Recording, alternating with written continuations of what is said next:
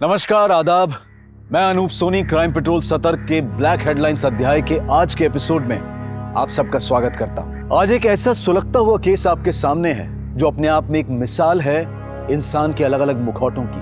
Police हमारी सुरक्षा के लिए होती है और अगर हमारे रक्षक के ऊपर ही हमला हो तो ऐसे केस में आम इंसान का बौखला जाना जायज है। एक पुलिस ऑफिसर की बड़ी बेदर्दी से जलाकर निर्मम हत्या कर दी गई थी।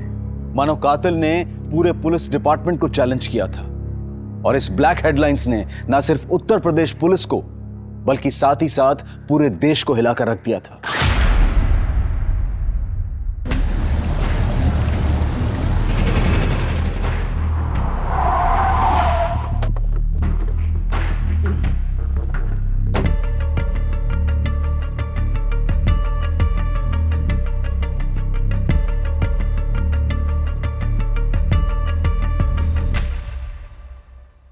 सर, ये रही वो फाइल। तुम आज रात हमारे घर डिनर कर रही हो। पर अंकल, हमें घर सेटअप करना है। परवर कुछ नहीं, आंटी का ऑर्डर है। यही है राजेश, जिनके बारे में मैंने तुमसे बात की थी। और राजेश, यह है गुंजन, मेरी भतीजी, जिसे तुम्हें ट्रेन करना है। Good morning sir. Morning. He is one of the most talented officer. Cadet academy का एक्सीलेंस अवार्ड विनर भी है। और राजेश, तुम्हें मेरी भतीजी को ट्रेन तो करना ही है, लेकिन इसे मेरी भतीजी समझकर छूट देने की कोशिश मत करना। और गुंजन, हमारा मेंटोर बहुत स्ट्रिक्ट है, जरा ध्यान से। अंकल ने आपकी बहुत तारीफ की है। I am really lucky to have you as my mentor. सुबह 7 बजे workout and be on time. Good luck.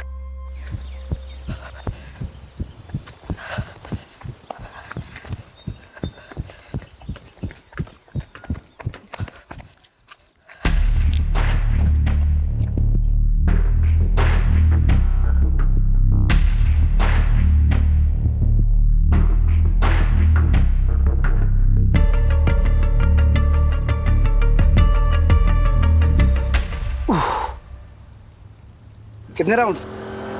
11 sir. थक गई? No sir. अरे Shiv Prasad, good morning sir. Good morning. बच्चों को स्कूल छोड़ दिया? जी सर। और सपाटे मारो। अरे सर, हमसे नहीं हो पाएगा। बस ऐसे पेट लेके घूमती रहो। फिर बंदोबस्त के लिए तैयार हो? Yes sir. गुड।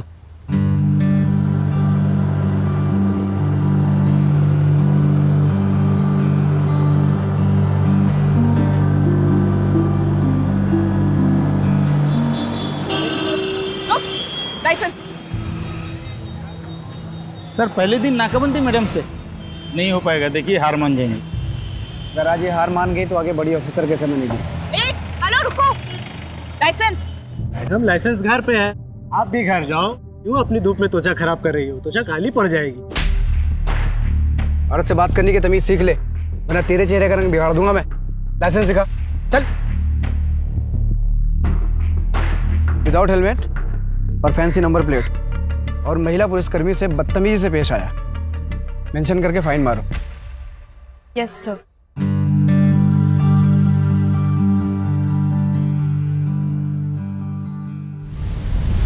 सर, आप इतना कॉन्फिडेंस लाते कहाँ से हैं? वर्दी से। बचपन में जब मैं अपने लो ना, खाना लो। बचपन में जब अपने पिताजी के साथ मैं खेत पे जाता था ना, तो हमारे खेत के पहले ना पुलिस चौकी पड़ती थी। तो वहाँ पे पुलिस वालों को देख के ना उनके साथ बनने का जुनून सवार हो गया मुझे। और फाइनली जब वर्दी मिली तो कॉन्फिडेंस भी आ गया। वाओ, बधाइयों से यहाँ तक का सफर। आपके पापा तो आप पे बहुत गर्व करते होंगे। करते हैं। एक्चुअली जब से मेरे डिवोर्स की बात चल रही है तब से वो मुझसे नाराज है। मैं अपने वाइफ से डिवोर्स ले रहा हूँ।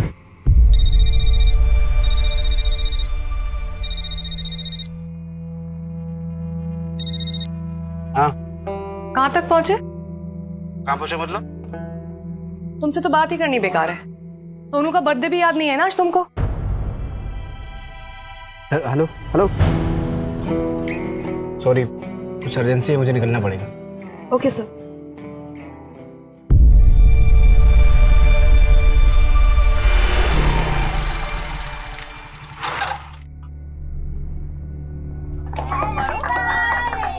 Happy birthday to you, happy birthday. Happy birthday to you.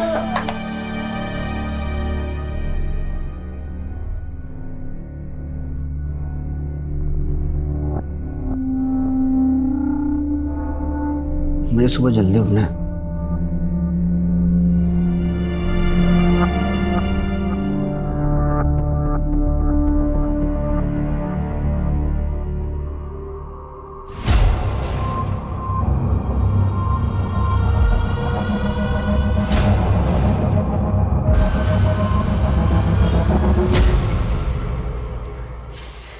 ये क्या हर दिन केस चलता रहता है तुम्हारा?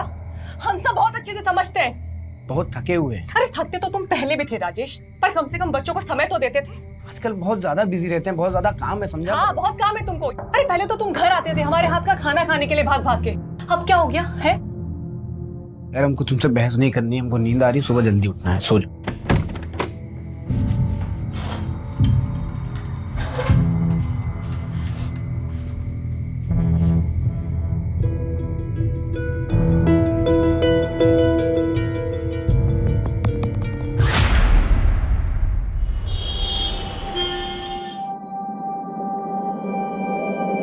हेलो, हमको मिलना है तुमसे।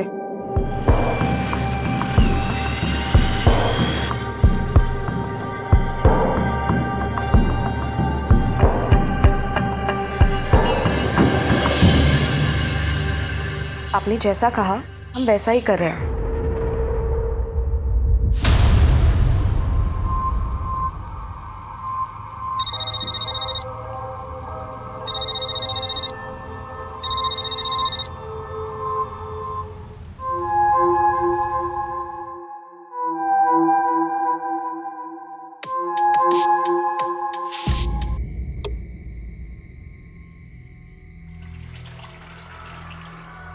आज के दौर में ये कहना गलत नहीं होगा कि आप किसी भी इंसान को पूरी तरह से नहीं जान सकते हैं। हम सभी अपने चेहरों पर कई चेहरे लेकर चलते हैं। राजेश की जिंदगी में पिछले कुछ दिनों से जो चल रहा था उसका परिणाम एक भयानक रूप में सामने आया था।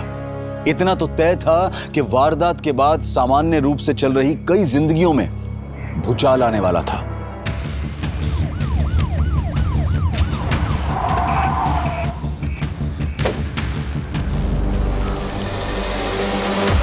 ये तो भी जिंदा है। उठाओ उठाओ, जल्दी उठाओ, हॉस्पिटल ले चलो जल्दी।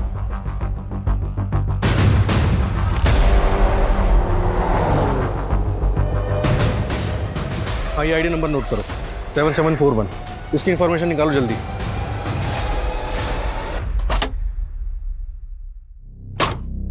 सर विक्टिम ने पुलिस की वर्दी पहनी हुई थी, ये आईडी कार्ड मिला, इसके जरिए हम उसके बारे में पता लगाने की कोशिश कर रहे हैं। सर बॉडी काफी जल चुकी, 90% से भी ज्यादा, काफी क्रिटिकल कंडीशन है। आसपास कुछ और बरामद हुआ, मोबाइल या पर्स वगैरह? नहीं सर, कुछ नहीं मिला। सुनसान इलाके में अकेला कर क्या रहा था? सर हो सकता है किसी केस पे काम कर रहा हूँ। अगर केस पे काम कर रहा होता तो लोकल पुलिस स्टेशन हमारी टीम को इन्फॉर्म करता। सड़क से इतना अंदर अकेले सुनसान इलाके में आने का रिस्क है। ऐसा करो, आसपास के 4-5 किलोमीटर के रेडियस में अच्छी तरह सर्च करो, कुछ ना कुछ जरूर मिलेगा। एक पुलिस वाले को जलाकर मारने की कोशिश हुई, मामला कुछ बड़ा ही हो।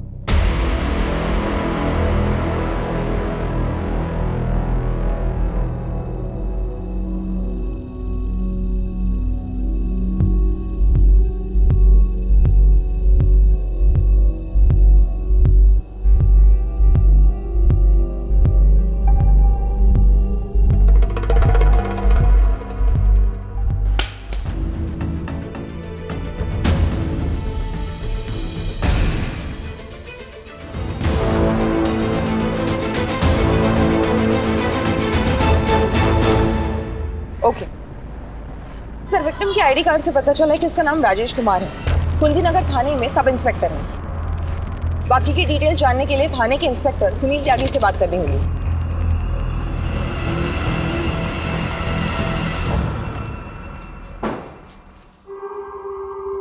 पेशेंट इज नो मोर। मरने से पहले उसने पेपर पर यह लिखा।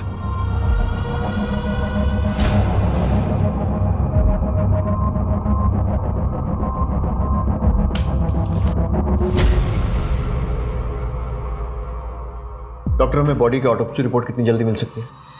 ऑटोप्सी रिपोर्ट तैयार करने में हमें कम से कम 24 से 48 घंटे लगेंगे। राजेश के साथ ऐसा होना हमारे लिए काफ़ी शॉकिंग है।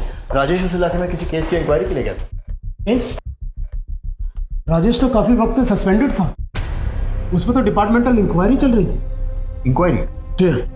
एक्चुअली हमारे एक ऑफिसर ने लक्की नाम के एक हिस्ट्री शीटर को गिरफ्तार किया था और उसके पास से 2 पिस्टल बरामद हुई थी।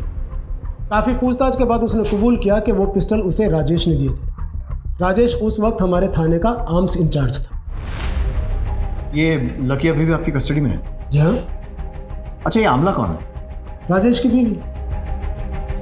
देखिए जी, आपको क्या लगता है राजेश उस सुनसान इलाके में क्या करने गया होगा? हो सकता है उसे अपने केस के बारे में कोई क्लू मिला हो या किसी से मिलने गया हो। मैं पक्के तौर पर कुछ नहीं कह सकता। Excuse me. इस लकी से पूछताछ के लिए परमिशन निकलवाओ। और वो राजेश के घर का सर्च वारंट गीता लेकर आ रही है सर। ब्रेकिंग न्यूज आ रही है उत्तर प्रदेश के वाराणसी से, जहां एक पुलिस सब इंस्पेक्टर को जिंदा जलाकर मारने की कोशिश की गई है। सब इंस्पेक्टर का नाम राजेश कुमार है। हमारे संवाददाता हमारे साथ पल-पल की रिपोर्ट शेयर कर रहे हैं। सर, हमें पता चला है कि सब इंस्पेक्टर राजेश कुमार को जिंदा जलाकर मारा गया है। पुलिस ने इस मामले में अब तक क्या कदम उठाए हैं? सर, क्या ये मामला पर्सनल दुश्मनी का है या इस मामले का लिंक किसी और बड़े मामले से है? देखिए, सब इंस्पेक्टर राजेश कुमार की हत्या हमारे डिपार्टमेंट पे भी शॉप, लेकिन मैं आपको एक चीज की गारंटी दे दूं कि हम मुजरिमों तक पहुंचने में कोई कसर नहीं छोड़ेंगे। प्लीज। राजेश की हत्या की वजह से मीडिया में बहुत बवाल है। हमारे अपने आदमी के साथ क्राइम हुआ है, इसलिए सबकी नजर इस पर है। तो मुझे इस केस में जल्द से जल्द प्रोग्रेस चाहिए। गीता, क्राइम लोकेशन पर एक टीम के साथ जाओ, फिर से अच्छी तरह पूरी सर्च करो। सर। दुबे, राजेश की बीवी अमला से मिलो, उससे पूछताछ करो और उसके घर की तलाशी लो। Right sir. और हाँ, जब तक ये केस सॉल्व नहीं हो जाता है कोई ब्रेक नहीं लेगा। Is that clear? सर।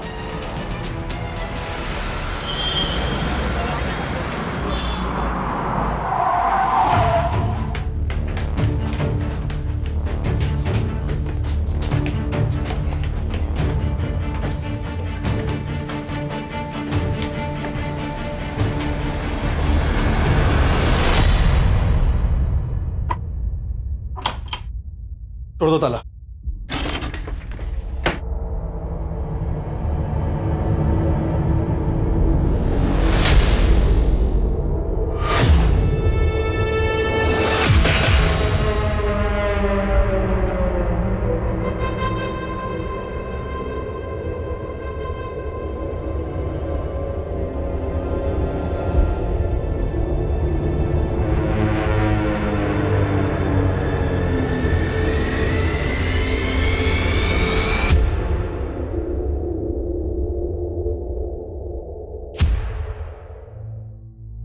ये राजेश की बीवी आमला कहाँ है? सर, कहाँ है ये तो पता नहीं, लेकिन 6-7 दिन हुए यहाँ से गए हुए। बच्चों के साथ निकलते हुए देखा था। और हाँ सर, हाथ में सूटकेस भी था। बहुत गुस्से में थी।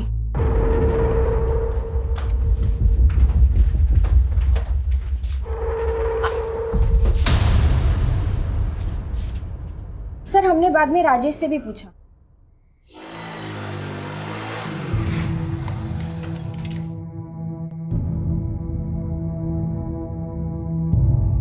राजेश, आमला कहाँ गई है? वो हमारे गांव गई है, बदायूं। अचानक से? बताया नहीं उसने। सब ठीक तो है ना आप दोनों के बीच? हाँ, सब ठीक है। वो अचानक उसका जाने का प्लान बन गया ना, तो इसलिए शायद बताना भूल गई होगी। हमें थोड़ा अजीब तो लगा था, क्योंकि सर इससे पहले आमला कभी बदायूं नहीं गई। और वैसे भी सर, पति पत्नी में अगर झगड़ा होता है तो पत्नी मायके जाती है, ना कि ससुराल। उनके बीच झगड़े किस बात पे होते थे? झगड़े होते तो थे, लेकिन किस बात पर होते थे वो हमें नहीं पता।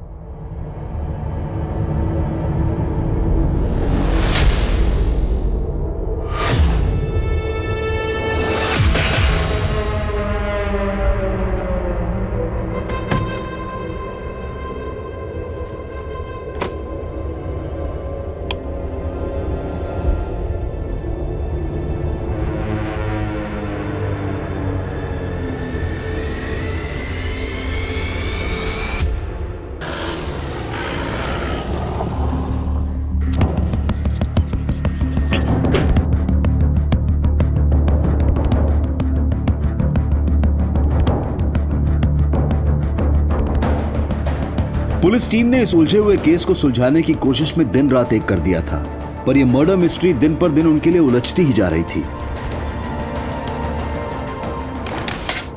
सर, पोस्टमार्टम रिपोर्ट के हिसाब से राजेश को जब जलाया गया तब वो काफी नशे में था। मतलब साफ है कि उस वक्त राजेश के साथ कोई था जिसने उसे पिलाया और फिर नशे की हालत में जलाकर मार दिया।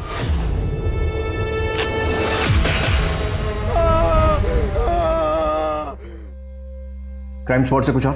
नहीं सर, कुछ नहीं मिला। और आमला? सर पड़ोसी ने बताया कि आमला राजेश के गांव बदायूं गई है और राजेश की फैमिली बनारस आने वाली।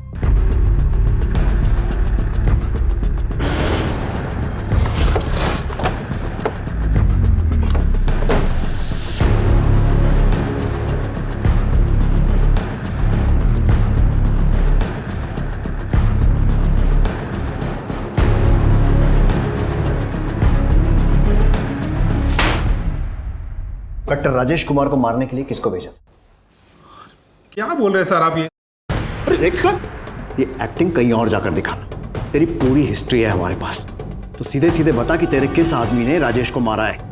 सर वो सब हमें कुछ नहीं पता है, हमें बस इतना पता है कि राजेश ने हमें 2 गन दिए थे और वो सब मैं पहले ही बता चुका हूँ। सोचने का मौका दे रहा हूं, सच सच बता दे, नहीं तो अपने तरीके से उगलवा लेंगे। दुबे, अपने सोर्सेस को इसके लोगों की कुंडली निकालने में लगा दो। Right sir. Sir Rajesh sir बहुत मेहनती और फिट रहने वाले लोगों में से थे। यहाँ तक कि बड़े साहब ने भी अपनी भतीजी गुंजन मैडम को उनसे ट्रेनिंग लेने को कहा था। वो हमारे बेस्ट ऑफिसर थे सर, पर जब से ये इंक्वायरी चल रहा था वो बहुत ज़्यादा परेशान रहने लगे थे, काफ़ी ड्रिंक भी करने लगे थे। किसके कहने पे हमारा नाम खराब करने की कोशिश की तूने? किसके कहने पे हमारा नाम खराब करने की कोशिश की तूने? बोल बेटा, एक बात कान खोल के सुन ले, सच का पता तो हम लगा के रहेंगे। तेरे लिए अच्छा होगा कि तू अपने मुंह से बता दे मुझे। बता किसके कहने पे किया? बोल राजेश, बोल राजेश, बोल राजेश। मुझसे बात नहीं कर सकते, ये मत भूलो कि तुम सस्पेंडेड हो। और ये क्या शराब पीकर आए हो थाने में? सबके सब मिले हुए, सबके सब मिले हुए, लेकिन एक बात कान खोल के सुन लीजिए आप लोग, उनसे हमारी वर्दी कोई नहीं छीन सकता।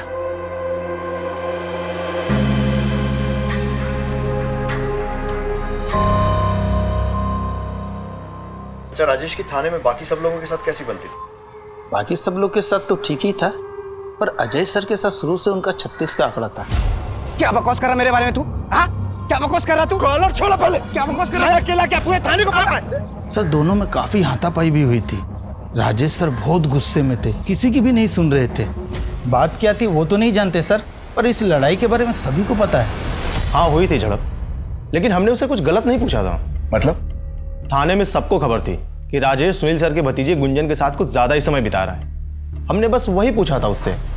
राजेश और उसकी पत्नी के बीच में झगड़े चल ही रहे थे, एक झगड़े के गवाह तो हम खुद हैं। अरे पहले तो तुम घर आते थे हमारे हाथ का खाना खाने के लिए भाग भाग के, अब क्या हो गया है? और इतना ही नहीं, हमारे कांस्टेबल ने राजेश को सुबह सुबह गुंजन के घर से निकलते हुए भी देखा था। ठीक, ये तो है राजेश की कहानी। अब अपनी कहानी सुना। राजेश से दुश्मनी की वजह? सर कोई जाति दुश्मनी नहीं थी, एक वर्क प्लेस में 2 कॉम्पिटिटर्स के बीच में जैसा होता है, सिर्फ उतना ही। कॉम्पिटिटर्स? और वो गन्स वाले केस में राजेश का इन्वॉल्वमेंट? उसकी लाइफस्टाइल देख के कोई भी बता देगा कि वो उस मामले में जरूर इन्वॉल्व होगा। उसके खर्चे उसकी कमाई से दुगना थे। आपकी भतीजी गुंजन इस वक्त कहाँ है? उसका एक्सीडेंट हो गया था, इसी वजह से वो लीव पर है अपने होम टाउन लखनऊ में। लेकिन आप गुंजन के बारे में क्यों पूछ रहे हैं? त्यागी जी, हमने सुना है कि गुंजन और राजेश के बीच में काफी नजदीकियां थी।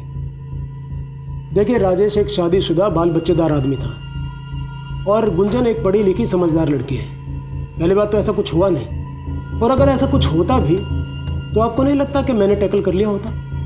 माफ़ कीजिए, मेरी कोर्ट में पेशी है, मुझे निकलना हो।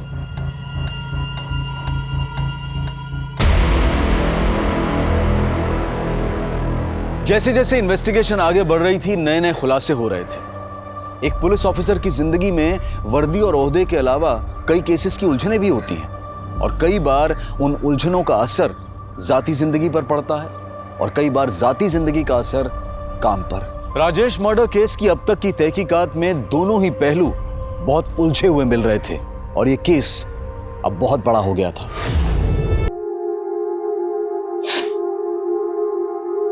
राजेश की पत्नी नहीं है आपके साथ? सर, सुनने में तो आया था कि वो आजकल यही बनारस में। बनारस में? लेकिन हमें तो पता चला है कि वो पिछले हफ्ते बदायूं चली गई थी। ये क्या बात कर रहे हैं सर? 6 महीने हो गए जब से डिवोर्स की बात चल रही है। वो बोला यहाँ बदायूं क्या करने आएगी साहब? 6 महीने? लेकिन 1 महीने पहले तो राजेश ने अपने बेटे का बर्थडे सेलिब्रेट किया था। सर, राजेश का कोई बेटा नहीं, उसकी एक बेटी है। यही है ना राजेश का परिवार?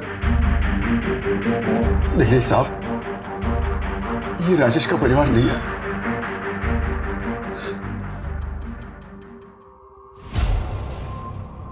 ये नीलम है सर।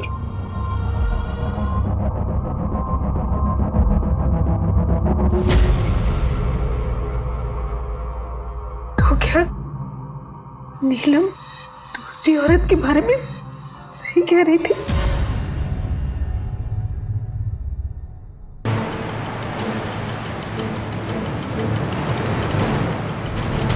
शादी तो बस नाम की थी हमारी। शुरू में ट्रेनिंग के दौरान 3-4 महीने में 1-2 बार आ भी जाते थे। जैसे पिंकी बड़ी हुई और हमने बनारस आने के लिए कहा तो अरे तुमको पता है सरकारी कामों में कितना वक्त लगता है? क्वार्टर मिलते ही तुमको और पिंकी को अपने साथ ले जाएंगे बस। अली मेरा बच्चा, ऐ शाबाश, किसी तो पापा को। पहले तो पिंकी के बीमार होने पर या इसके कॉल करने पर आ भी जाते थे, फिर धीरे धीरे बंद हो गया।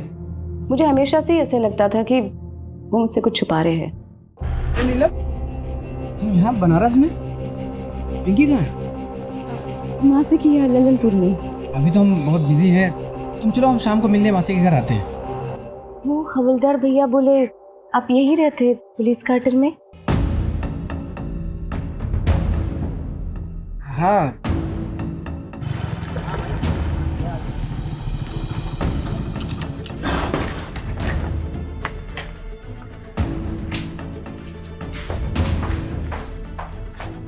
आपने बताया नहीं कि आपको पुलिस क्वार्टर मिला है?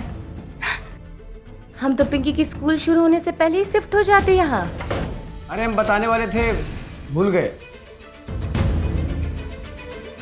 अरे ज्यादा टाइम नहीं हुआ क्वार्टर मिले हो।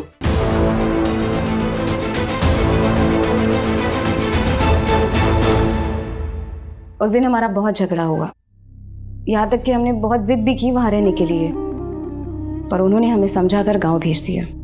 कुछ दिनों बाद तंग आकर हमने उन्हें जब डिवोर्स की बात की तो वो झट से मान गए। यहाँ तक कि जब हमारे पापा भी उन्हें समझाने के लिए गए, बात करने के लिए गए तो जब राजेश कुछ भी नहीं था तब हमने नीलम का रिश्ता किया था उससे। आज जब राजेश की सरकारी नौकरी लग गई है तो हमारी बेटी को छोड़ देने की बात कर रहा है। बेटा रहना नहीं चाहता उसके साथ तो कैसे जबरदस्ती करे? समझिए, आप समझिए ना उसे। मेरी बेटी नीलम का क्या होगा, पिंकी का क्या होगा? यूं सबको मजदार में छोड़ देना कहाँ की समझदारी है भला? अब राजेश से आखिरी बार कब मिली थी? बनारस आने के बाद हम उन्हें कभी नहीं मिले। कभी भी नहीं? पिंकी की पढ़ाई और हमारी नौकरी में इतना समय निकल जाता है कि हमें फुर्सत मिलती ही नहीं, और हम अब पीछे मुड़कर नहीं देखना चाहते। सर, नीलम को देख के ऐसा बिल्कुल भी नहीं लगा कि उस पर राजेश की मौत का कोई असर हुआ है। तुम्हें राजेश और नीलम का डाइवोर्स भी नहीं हुआ। ऐसे में राजेश की मौत का डायरेक्ट फायदा नीलम को ही होगा। तो क्या सर, अब नीलम भी हमारी सस्पेक्ट लिस्ट में? बिल्कुल। नीलम के कॉल रिकॉर्ड निकलवाओ और साथ ही साथ ये भी पता लगाओ कि राजेश ने मरते समय आमला का नाम ही क्यों लिखा।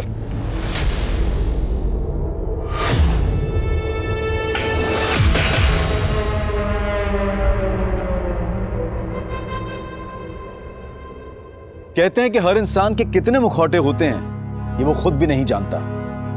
राजेश के कितने मुखौटे थे? अगर नीलम राजेश की पत्नी थी तो फिर अमला कौन थी? अमला का नाम राजेश ने मरने से पहले लिखा था। क्या वो कोई क्लू था, या फिर राजेश को अमला की चिंता थी, या वो अपने कातिल की तरफ इशारा कर रहा था? पुलिस के लिए गुत्थी सुलझने की बजाय हर कदम पर और उलझती जा रही थी। जिस अमला को पुलिस अब तक राजेश की पत्नी मानकर चल रही थी वो कोई और ही थी, पर कौन थी वो और कहां थी? और क्या राजेश की मौत में उसका कोई हाथ था? सवाल कई थे और पुलिस हाथ आती हर इंफॉर्मेशन से तार जोड़ने की कोशिश कर रही थी। सर, पता चला आमला राजेश की वाइफ ही नहीं है। क्या? यस सर, इतने दिनों तक राजेश हम सबकी आंखों में धूल झोंकता रहा और पता नहीं कौन कौन सी कहानियां सुनाई थी उसने हम सबको।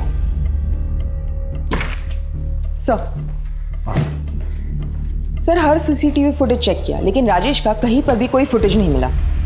जिस भी व्हीकल पर डाउट होता है सर्च करो। राजेश किसी ना किसी जरिए से किसी साधन से वहां पहुंचा हो। आसपास वालों से भी पूछताछ जारी रखो। और सर एक खबरी से ये भी पता चला है कि लक्की के घर कुंती नगर थाने से कोई पैसे भेजता था। गीता, तुम लकी के घर जाओ। सर, हमने आमला और उसके बच्चों के बारे में पूछताछ की। आमला के बच्चे जिस स्कूल में पढ़ते हैं वहाँ पे पिता की जगह राजेश का नाम नहीं, किसी संजय गोयल का नाम है। इस संजय गोयल के बारे में भी पता किया। ये किसी बैंक में काम करता है। उसे थाने तुरंत बुलाया है।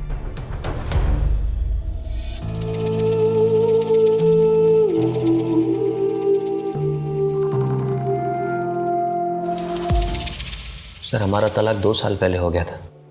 आमला का हमारी माँ के प्रति व्यवहार बिल्कुल अच्छा नहीं था। हमने बहुत कोशिश की बदलने की कि सब कुछ ठीक हो जाए, लेकिन वो नहीं बदली। बहुत जिद्दी है। आमला, तुम्हें किसी भी चीज की जरूरत हो, कोई भी हेल्प चाहिए तो मुझे बेझिझक बोलना। झिझक? झिझक कैसी? तलाक के बाद तो ये हमारा हक है। बस तुम पैसे टाइम से भिजवा दिया करना। अम्मा की दवाइयों का बहाना लगा लगा के ना हर बार की तरह कटौती मत करना, वरना हम नहीं फिर कोर्ट बात करेगी तुमसे, समझे? हम अक्सर आमला से और अपने बच्चों से मिलने उसके घर जाते थे। और एक दिन मम्मी कहाँ है तुम्हारी? मम्मी अंदर है। अच्छा, क्या मजा नहीं आ रहा? मैं भी तो सुनूं। नजदीक का बताता हूँ। ऐसे नहीं आती नजदीक। बहुत दिनों से कुछ गिफ्ट नहीं लेकर आए।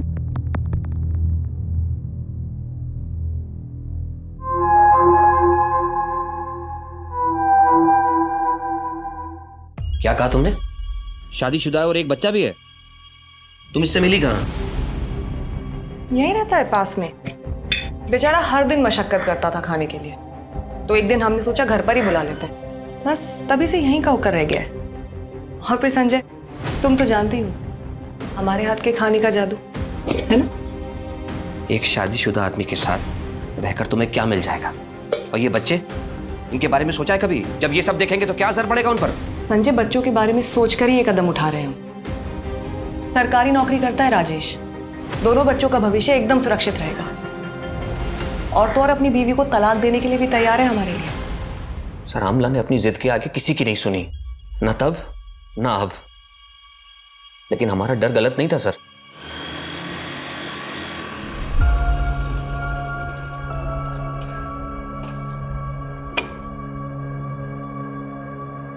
क्या हुआ आमला? मुझे क्यों बुलाया? उसको अब हमें इंटरेस्ट नहीं रहा है। हमने तुमसे पहले ही कहा था वो तुमसे शादी नहीं करेगा।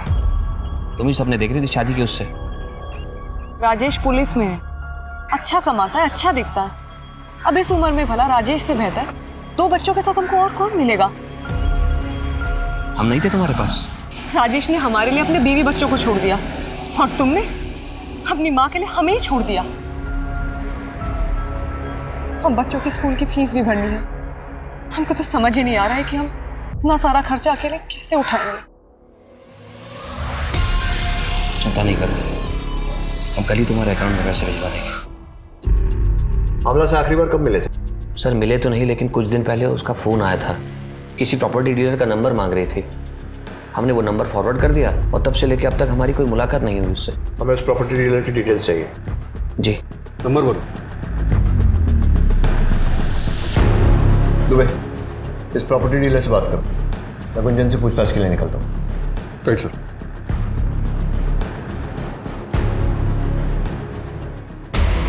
बहुत गूंज सुन रहे हैं आपके नाम की गुंजन जी। अब आपकी जबान से सुनना चाहते हैं। उस दिन यानी 10 अक्टूबर को कहाँ थे आप? सर, हम ड्यूटी पे थे। आप चाहे तो चेक कर सकते हैं। लोग राजेश और आपके बारे में क्या क्या बातें कर रहे हैं ये तो आपको मालूम ही होगा, तो डिटेल में शुरू से बताइए। हमारा राजेश सर के मर्डर के केस के साथ कोई लेना देना नहीं है। लेकिन राजेश से तो है, और आपको लोगों ने राजेश से मिलते हुए तब भी देखा है जब वो अपनी ड्यूटी से सस्पेंडेड था। वो हमारे मेंटोर थे।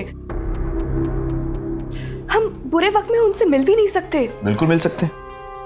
फिर तो राजेश के मरने के बाद हॉस्पिटल आकर उसको देखना और हमसे बात करने का समय भी निकाल सकते हैं। देखिए सर, हम राजेश सर को बहुत मानते थे।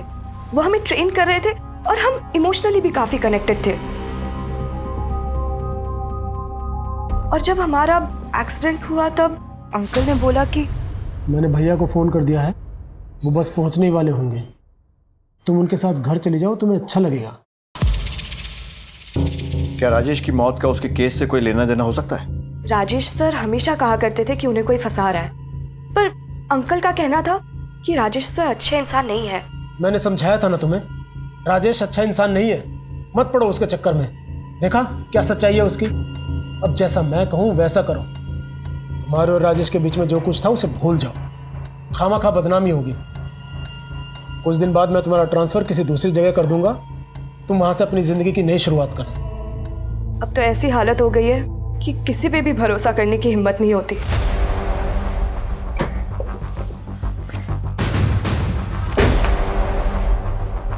इन्हें पहचानते हो?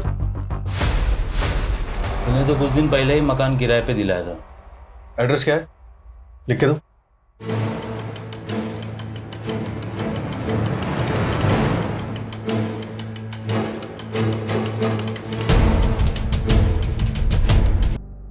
सर, ये आमला के घर पे कुछ तो बड़ा कांड हुआ है, आप प्लीज जल्दी आइए। ठीक है, ओके सर।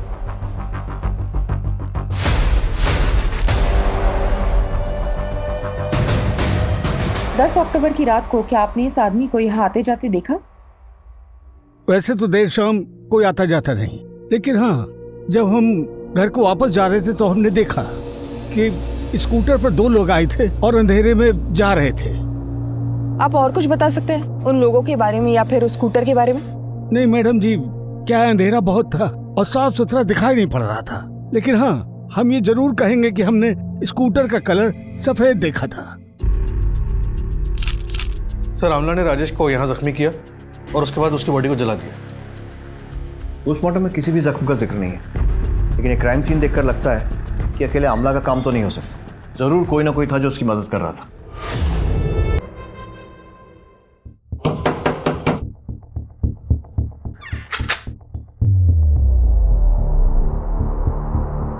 आप कौन? इससे पहले तो कोई और आता था पैसे देने। आप नए हैं क्या? हाँ। ये कब तक छूट कर आ जाएंगे? आप लोग ने बोला था कि 1 महीने में छूट कर आ जाएंगे। ऐसा किसने बोला था? राजेश को क्यों मारा? क्योंकि उसे पता चल गया था कि तुम उसे झूठे केस में फंसा रहे हो। हमने किसी को नहीं मारा और ना ही हमने किसी को झूठे केस में फंसाया है। लेकिन पैसे तो तुम ही भेजते थे ना लकी के घर। हाँ सर, लेकिन वो तो हम सुनील सर के कहने पर करते थे और ये सब मैं सिर्फ प्रमोशन पाने के लिए करता था। आपके पास क्या प्रूफ है कि मैंने ये किया? त्यागी जी, अजय अपनी नौकरी बचाने के लिए आपके खिलाफ सारे सबूत देने को तैयार हो गया, तो आप भी टाइम वेस्ट किए बिना खुल के बता दीजिए सच क्या है। जी करता है यूं ही तुम्हारे सामने खड़ी रहूं, लेकिन बाय, कल मिलते हैं।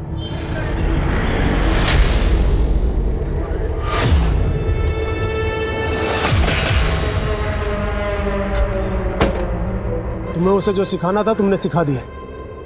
तुमसे पहले भी कह चुका हूं कि उससे दूर रहो, वरना ऐसी जगह ट्रांसफर करूंगा ना कि बिजली पानी को तरस जाओगी। आप मेरा ट्रांसफर तो करा देंगे सर, और गुंजन को कैसे रोक पाएंगे मेरे साथ आने से? जब राजेश फिर भी नहीं माना तो हमने एक तीर से 2 शिकार करने के बारे में सोचा। हमने उसे एक ऐसे केस में फंसाया जिससे हम ही उसे निकाल सकते थे। वो जब भी हमारे पास गिड़गिड़ाते हुआ आता तो हम उसके सामने एक ही शर्त रखते, गुंजन से दूर जाने की शर्त। जब इतना फुल प्रूफ प्लान था तो ऐसा क्या हुआ कि आपने अगला कदम उसे मारने का उठा लिया? हमारा प्लान सक्सेसफुल होता उससे पहले ही किसी ने उसे मार दिया। अपने ही डिपार्टमेंट और अपने पुलिस स्टेशन के इतने काबिल अफसर के साथ खेल खेलते हुए आपको शर्म नहीं आई? सर, अगर ये काम आमला ने किसी के साथ मिलकर किया है तो उसका साथ देने वाला कहीं इंस्पेक्टर सुनील या फिर संजय तो नहीं? क्योंकि संजय हमेशा आमला की मदद करने के लिए तैयार रहता। हमें यहाँ तक पहुँचाने वाला भी संजय ही है। इंस्पेक्टर सुनील सिस्टम से वाकिफ है, वो खुद इस चक्रव्यूह में नहीं फंसेगा। जरूर उसका कोई ना कोई प्यादा होगा जो आमला की मदद कर रहा होगा। सर, मुझे तो कभी कभी लगता है इन सारी औरतों से तंग आके राजेश ने खुद अपना मर्डर प्लान करवाया और खुद आमला को मार के कहीं फरार हो गया। आमला को हर समय पैसों की जरूरत रहती थी। जरा इंस्पेक्टर सुनील और आमला दोनों के बैंक स्टेटमेंट चेक करवाओ। Okay sir. आमला अगर हाथ लग गई तो सच्चाई भी हाथ लग जाएगी। वो सफेद स्कूटर या उन दोनों लोगों के बारे में कुछ पता चला? सर, क्राइम स्पॉट पर जाने वाले सभी रास्ते और आसपास के सभी एरिया के सीसीटीवी फुटेज एक टीम चेक कर रही है। We are checking every possible way. Team से कहो कि कमर कस के तैयार हो जाए, ये कहानी अब क्लाइमैक्स तक पहुंचने वाली है।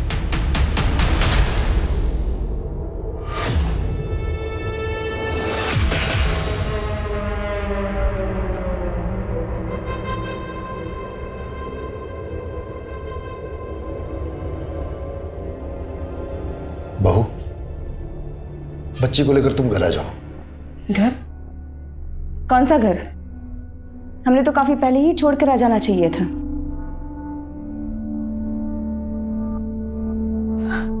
ऐसा ना कहो बहू, ये बच्ची राजेश की आखिरी निशानी है। आखिरी निशानी? इस बच्ची को लेकर इस शहर में जब हम अकेले उसकी जिम्मेदारी उठा रहे थे तब कहा था आपका प्यार। लोग नौकरी देने के लिए जिस्म का सौदा करने की मांग कर रहे थे। एक अकेली औरत का इज्जत से रहना कितना मुश्किल होता है आप नहीं जानते। बेहतर है कि आप यहां से चले जाइए। पुलिस ने अपनी तहकीकात में कोई कसर नहीं छोड़ी थी। आए दिन कुछ नए खुलासे हो रहे थे। कभी ऐसा लगता था कि राजेश की हत्या में कोई प्रोफेशनल एंगल है और कभी ऐसा लगता था कि पर्सनल। केस घूमते घूमते एक चक्रव्यूह का रूप ले चुका था और ऐसे में पुलिस को एक और झटका मिला और इस चक्रव्यूह की गति को दुगना कर गया।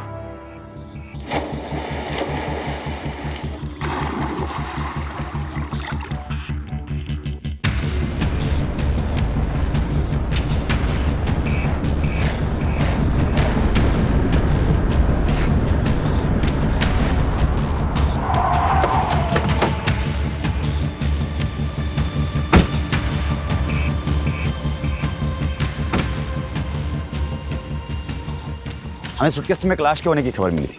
आपने जो अपने थाने से एक फोटो भेजा था उसका चेहरा इससे मिल रहा है।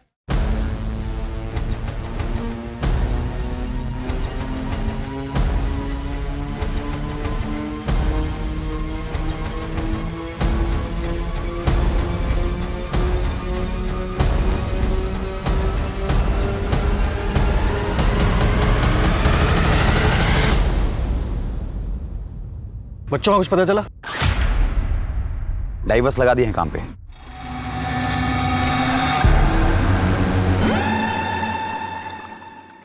दुबे, इस केस ने तो सीधा यू टर्न ले लिया है। जिस अमला को अब तक हम संभवतः दोषी मान रहे थे वो तो खुद विक्टिम निकली। दीपक नगर के आसपास का पूरा एरिया छान मारो, एक एक से पूछताछ करो। इतने बड़े सूटकेस में डेड बॉडी ले जाई गई है, किसी ना किसी ने कुछ तो देखा होगा। Right sir. सर मुझे तो बच्चों की चिंता हो रही है, कहीं उनके साथ कुछ बुरा ना हुआ।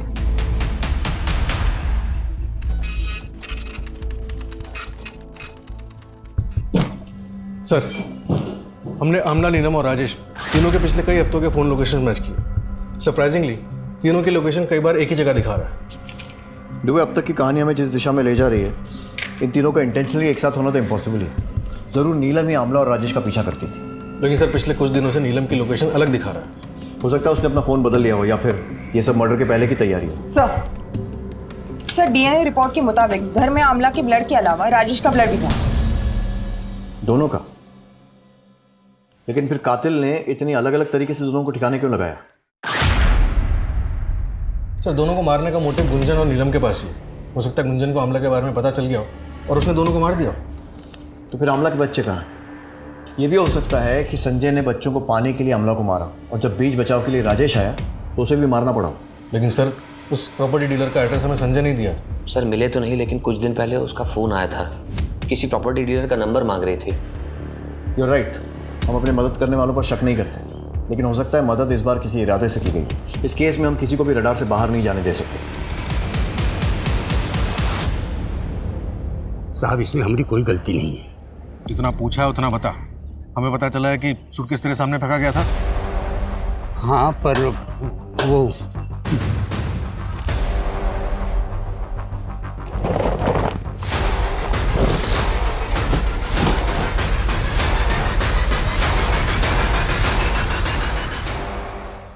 ये बता कि जिसने सूटकेस फेंका था उसे पहचान सकता है?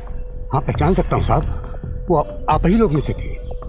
मतलब कि वो पुलिस वाले थे और उन्होंने ही पानी में सूटकेस फेंका था।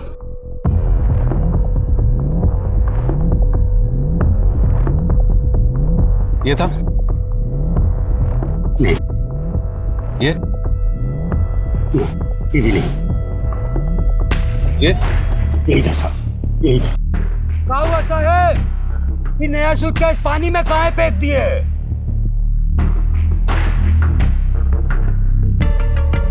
धार्मिक किताबें थी, दीमक लग गई थी तो सोचे रोड पे फेंके तो पाप चढ़ेगा ना, इसलिए पानी में फेंक दिए। राजेश ने आमला को मारा, तो फिर राजेश को किसने मारा होगा? चल क्या रहा है ये? सर, पोस्टमार्टम रिपोर्ट से साबित होता है कि राजेश की मौत आमला की मौत के 5-6 घंटे के बाद हुई थी।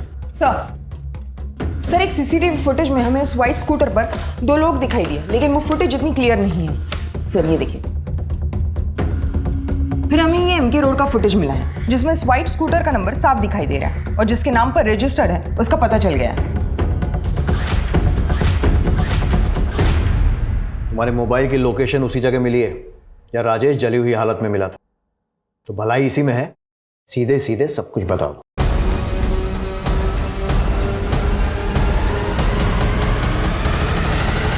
तुम्हें कैसे पता था कि राजेश उस रात वहीं मिलेगा?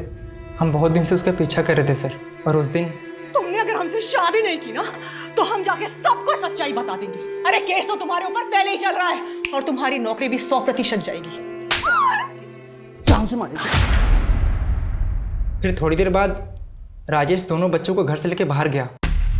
हम उसका पीछा किए तो देखें बच्चों को वो कुमार नगर में अपने दोस्त के घर पे छोड़ा और वापस आते हुए उसकी कार में एक सूटकेस लेके आया। लगभग 1-1.5 घंटे के बाद वो वही सूटकेस लेके दोबारा घर से बाहर गया।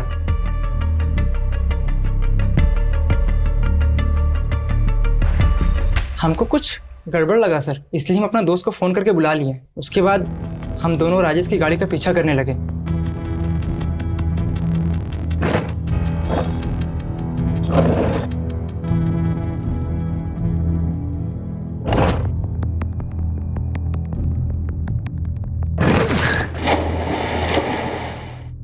वो किसी का नहीं था सर, वो अपने फायदे के लिए किसी को भी छोड़ सकता था, किसी को भी मार सकता था। मेरी दीदी को भी इसने बहुत परेशान किया था सर। वो जब भी घर वापस आती थी ना सर, सिर्फ रोते हुए आती थी। हम उसको अपनी दीदी का जिंदगी बर्बाद करने का सजा दिए हैं सर।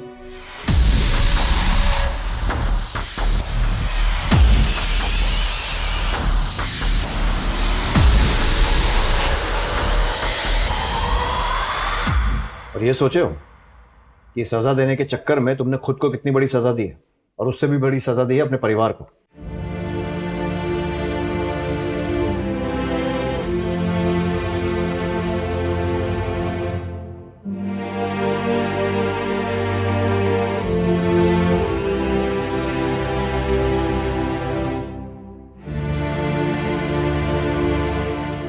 कहते हैं कि एक साथ 2 नावों में सफर करना खतरे से खाली नहीं होता, लेकिन राजेश और अमला दोनों ही ये सफर कर रहे थे। बल्कि राजेश की जिंदगी तो 3 तरफ से उलझी हुई थी। मुखौटे लगाकर इंसान कुछ समय के लिए खुश तो हो सकता है, दूसरों को भी खुश कर सकता है, लेकिन ये खुशी लंबी नहीं चलती है। और जब इसका एहसास होता है तो वहीं से शुरू होता है बेचैनी का एक ऐसा सिलसिला जो कभी भी एक खतरनाक अपराध की शक्ल ले सकता है। दोहरी जिंदगी के ताने बाने को सुलझाने के लिए राजेश और नीलेश दोनों ही हत्यारे बन गए। अपनी इच्छाओं को पूरी करना कोई बुरी बात नहीं है, लेकिन हम सही और गलत के बीच के अंतर को समझने की कोशिश नहीं करते हैं, उसके अंजाम की परवाह नहीं करते हैं, और नतीजा हम खुद ही अपनी तबाही के जिम्मेदार बन बैठते हैं। अब मैं अनूप सोनी आपसे विदा लेता हूं, फिर मुलाकात होगी क्राइम पेट्रोल सतर्क के ब्लैक हेडलाइंस अध्याय में एक और चौंका देने वाले केस के साथ। और याद रखें, क्राइम और आपके बीच में सिर्फ इतना फर्क है कि आप कितने सतर्क हैं।